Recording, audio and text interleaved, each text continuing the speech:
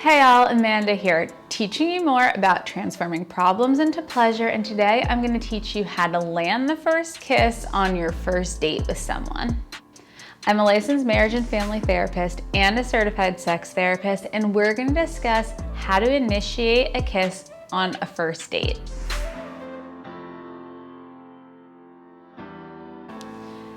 A kiss initiated by a partner of 5 years is much different than one on the first few dates or one in an established friends with benefits context. This video is aimed at those who want to initiate and land a kiss on their first date. We're going to talk about how to learn and confirm that you've made connection with your partner, how to build positive anticipation with someone you just met, and techniques on consent and having that be successful. Not all first date kisses are created equal. Clients often ask, should I kiss on a first date? Do I wait till I get to the front door? At what time is the perfect time? Like most things, that way of thinking is outdated. Too linear, not enough nuance or complexity for the situation of an exciting date. Move away from that thinking and towards connection. Start by considering the context. Is this someone you met on an app? Someone that you know through a friend? Is this an acquaintance that you've recently asked out? How well do you know this person? Because you're going to be the driver of initiation. So it's important for you to understand the context of the situation that you're in. Establishing connection and relatability is our starting line. If your date isn't comfortable being around you and you have nothing in common, there's no chance that kissing is going to be considered. When positive anticipation isn't built, there's no connection needs being met, therefore the strategy of kissing will be awkward and uncomfortable. It's important during the date to attune to the person you're with. Listen accurately. Ask curious questions before you jump in with a new question or a story about yourself, just to make sure you're hearing the person and getting that attunement that they are feeling seen, felt, and heard by you.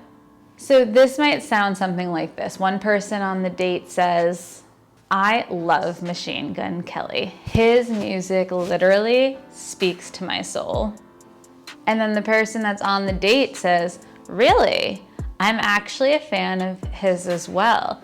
Tell me, what about him speaks to you? I'm curious. This shows attunement. You repeated back that you also are interested.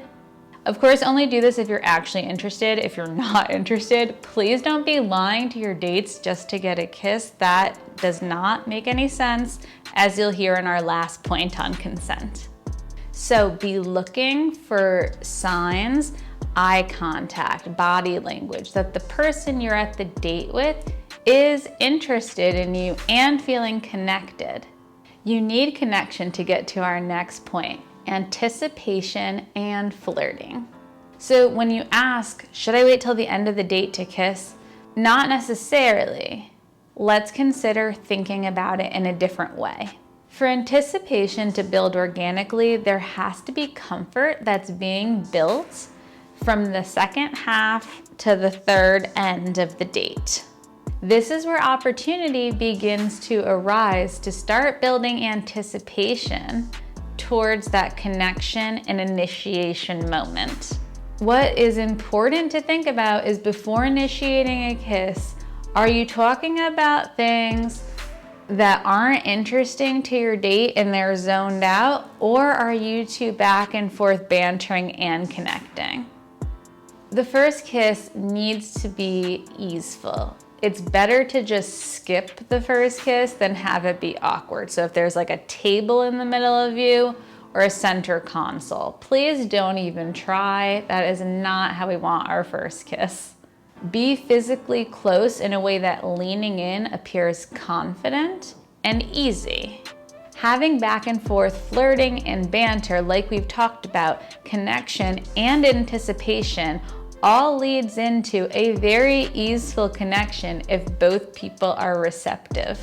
Think low and slow when it comes to confidence. You've done all the things to build connection and anticipation, so don't rush it now just because we're getting to the end of the date.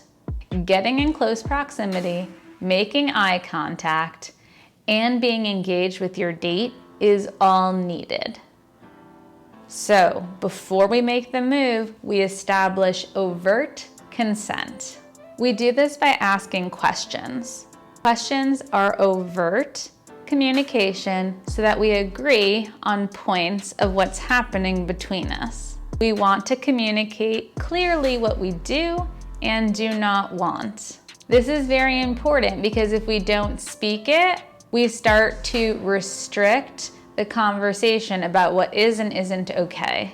So the best way to get consent is to ask openly. Yes is yes, maybe is no, no is no, and anything other than yes is no.